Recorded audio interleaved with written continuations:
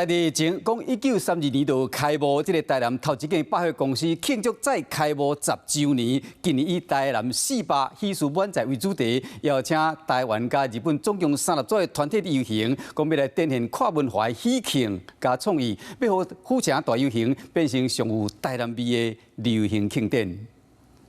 由台南中山路一间四行流行馆，用台南料理馆为题，传统板岛文化为灵感，所设计打造3事服装，结合真侪种喜事经典的元素清查，佮参传统含现代，要来宣传府城 modern 流行活动。今年会邀请30组团体打扮甲水当当参加游行，特别嘛请来日本的知名文化祭典的团体，同齐来遮。 到了的游行的队伍超过300人以上，那我们希望呢，这整天呢，带给台南呢一个愉快的下午，也一个愉快的一个晚上。我们林百货的大游行能够在12月7号展开，欢迎大家一起来。紧接百货公司搁在开幕10周年，加上今年嘛是台南400，今年游行的规模会比去年更加大庞。